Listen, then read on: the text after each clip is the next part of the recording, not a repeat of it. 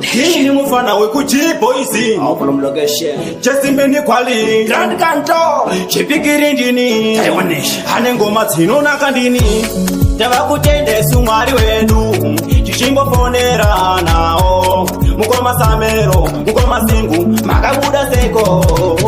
tenda Mwari wako gore zvorapera hama dzakatisiyawo dzakawanda tenda Mwari wako gore zvorapera shamwari dzakatisiyawo dzakawanda isu yave kugara mizodzi pamatama kugara isu tichingochema nairufu wakasikwa seiko isu kuno kwatishaisa mubharo pamwe pacho ndombofunga kuti tu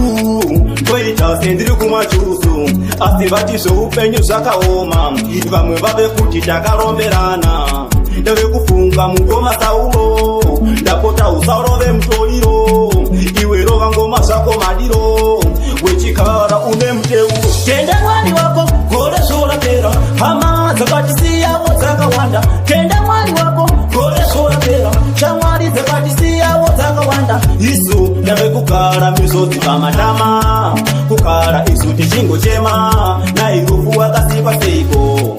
isu kuno kwatishaisa mubharo mumwoyo mangu mune sikundu asi vave kuti ndine ushungu asi nini nditori neshungu asi zvinhu zvacho zvinoramba kundifananidza namaramba apo inini wacho ndaingoramba kozi zveupenyu hama zvakaoma Singu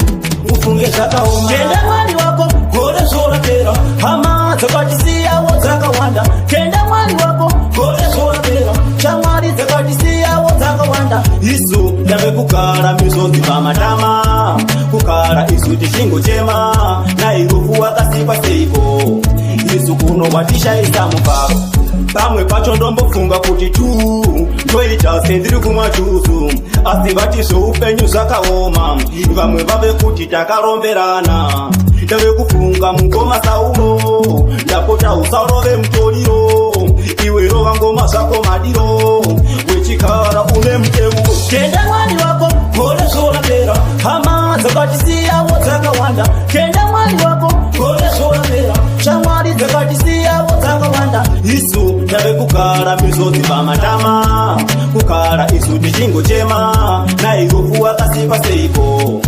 isu kuno kwatishaisa mubharo mumwoyo mangu mune sikundu asi vave kuti ndine ushungu asi nini nditori neshungu asi zvinhu zvacho zvinoramba kundifananidza namaramba apo inini wacho ndaingoramba kozi zveupenyu hama zvakaoma Singu